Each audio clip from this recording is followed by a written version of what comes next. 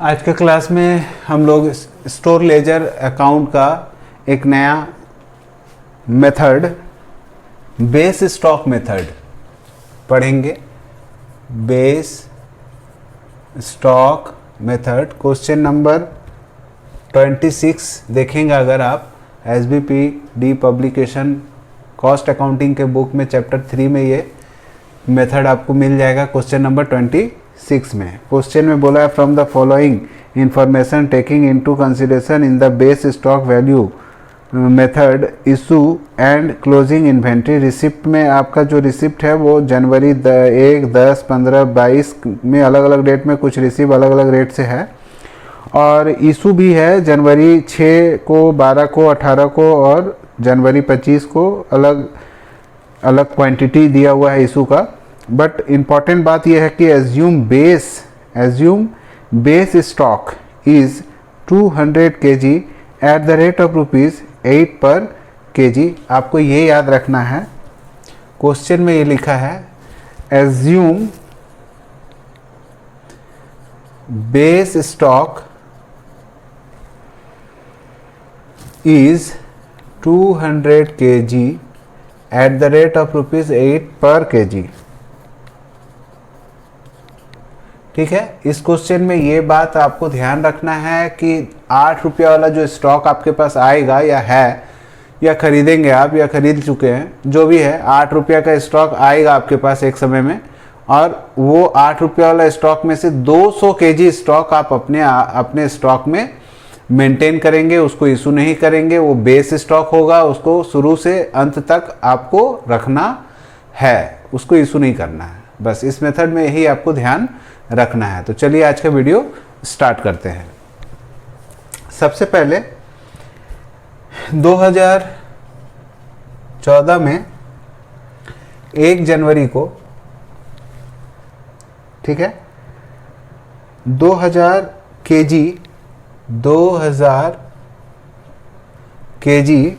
8 के रेट से 16,000 का स्टॉक आपके पास रिसिप्ट हुआ है परचेस डिपार्टमेंट के परचेस करने के कारण। तो आपका यहाँ स्टॉक मेंटेन हो जाएगा 2008 का रेट से 16,000 का स्टॉक आपके पास आ गया। यहाँ बंद कर दें इसको।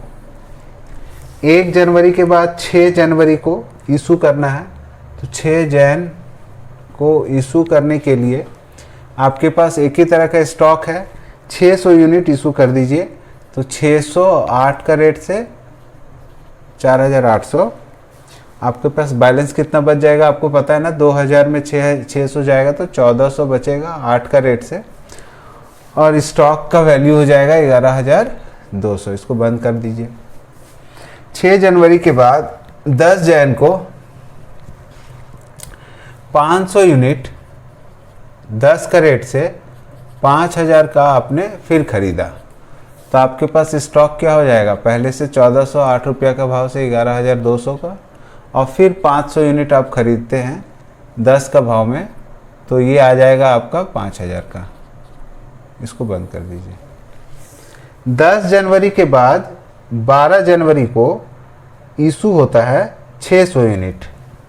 तो 12 जनवरी यहाँ डेट डालेंगे, 12 जन इशू कर देंगे 600 8 का रेट से।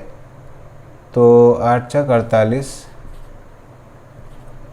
आपका यहाँ पर फिर बचेगा 800, 8 × 64 और 500 यूनिट भी 10 के भाव से 5,000। एक चीज़ आपको और यहाँ हम क्लियर करना चाहते हैं, बेस स्टॉक मेथड है, आपको मेथड का नाम है बेस स्टॉक मेथड, बट यहाँ पर भी आपको फीफो का यूज़ करना पड़ेगा क्योंकि बेस स्टॉक तो यहाँ से हमको पता है कि 200 kg 8 रुपया वाला जो रेट वाला माल है उसको हम लोग रखेंगे। तो देखो इसमें भी 200 से ज़्यादा माल बचा हुआ 8, यहाँ भी 200 से ज़्यादा माल बचा हुआ 8 रुपये वाला, यहाँ भी 200 से ज़्यादा बचा हुआ 8। जब इशू करके जब वो सिचुएशन आएगा कि ज़्यादा स्टॉक हमको इशू करना है, 8 रुपये वाला रेट का माल अब ख़त्म होने वाला है, तो 200 रख के हमको इशू करना है। मगर फिलहाल जब देखिए यहाँ पर हम इशू किए, 2 तरह का स्टॉक था, तो फर्स्ट इन फर्स्ट आउट का यूज़ करना पड़ा हमको, क्योंकि ये पहले हम इशू किए, जो पहले आया था उसको पहले इशू किए। ये अलग चीज़ है कि बेस स्टॉक मेथड में हमको बेस रखना है, कुछ 200 केजी को बेस बनाना है। तो इस मेथड में दो मेथड हम लोग यूज़ कर रहे हैं, एक बेस स्टॉक मेथड और एक फीफो मेथड। तो हम लोग अभी तक 12 जनवरी तक हो चुका है। 15 जनवरी को 400 यूनिट और ख़रीदना है, तो 15 जैन यहाँ लिख दीजिए और 400 यूनिट 9 का भाव में खरीद दीजिए। ठीक है, 3600 का सामान आ जाएगा। आपको स्टॉक मेंटेन तो करना ही पड़ेगा। पहले 800 वाला 8 का भाव में 6400, फिर 500 वाला 10 का भाव में 5000, और फिर से एक स्टॉक आ गया आपके पास 400 वाला 9 रुपया के रेट में 3600। 15 जनवरी के बाद 18 जनवरी को इशू है। ध्यान दीजिए, इशू करना है हमको 1200 यूनिट, 1200 केजी। तो 1200 केजी देखिए, यहाँ 800 केजी, यहाँ 500 केजी, यहाँ 400 केजी है।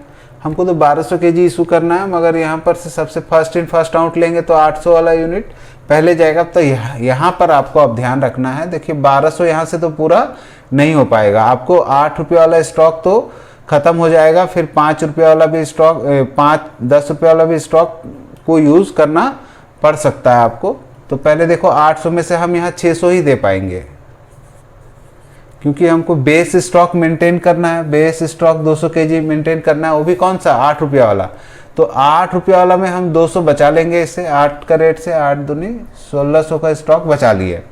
मगर यहाँ कितना इशू करना है, 1200 यूनिट। 600 हुआ है, 600 और चाहिए। तो 600 में से 500 तो हम यहाँ से दे देंगे पूरा 10 का भाव में, ये 8 का भाव में, और 100 और यूनिट देना पड़ेगा, वो दे देंगे हम 9 रुपये वाला में। तो ऐसे करके हम इसका जब इशू करेंगे 8 छक 48, 5000 पूरा और 900, आपका जो बैलेंस बचेगा वो ये 200 इसमें से हम बचा लिए। बेस स्टॉक मेथड के कारण यहाँ से 200 बचा लिए। 500 पूरा इशू हो चुका है, और 400 में 100 गया तो 300 बचा, तो 9 तो 2700। अब देखो 22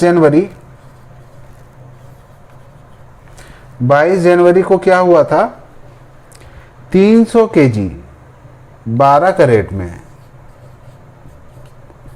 360, 3600 का स्टॉक आपके पास फिर से आता है। तो पहले 200, फिर 300, और फिर अभी नया कर दे 300। ये 8 का भाव का, या 9 का भाव का, या 12 का भाव में। ये तो 1600 पहले से जैसा था, 2700 जैसे था वैसे लिखेंगे। 12 तरीके 36, 3600 का स्टॉक आपके पास और आ गया। 22 के बाद लास्ट डेट है वो 25 जनवरी। 25 जनवरी को करना क्या है आपको, 25 जनवरी को इशू करना है, वो भी कितना, 500 यूनिट।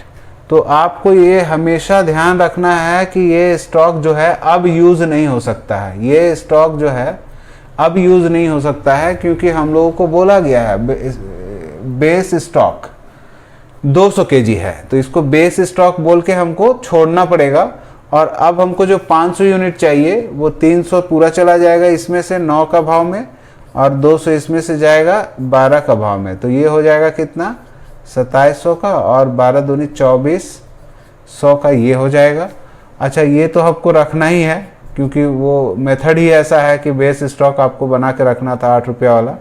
और ये 100, तो 12 का रेट से, ये 8 का रेट से 1600 और 1200 टोटल अगर करेंगे आप, ये दो को टोटल करेंगे तो आपका क्लोजिंग स्टॉक निकल के आएगा 2800 का। इसको बोलेंगे क्लोजिंग स्टॉक। ठीक है, देखिए भाई, इसको अगर जोड़ना चाहेंगे आप टोटल ऑफ इशू, तो यहाँ दिख रहा है 20 तो ज़रूर होगा, और 500 24,500, और रिसीव वाला अगर आप टोटल करेंगे तो रिसीव वाला में टोटल होगा 0 तो लग गया। अब 14 दूनी 12 का 2, हाथ का 1, 8 और 2, 28,200। ऐसे करके हम लोग बेस स्टॉक मेथड का कोई भी क्वेश्चन सॉल्व कर सकते हैं, जहां पर आपका ये चीज़ क्या होगा, क्वेश्चन में दिया रहेगा। आप सिर्फ क्या करेंगे, आपको सिर्फ जब ये इशू करना स्टार्ट करेंगे जिस डेट में, आपको ध्यान रखना है कि 8 वाला स्टॉक ख़त्म नहीं करना है एकदम से।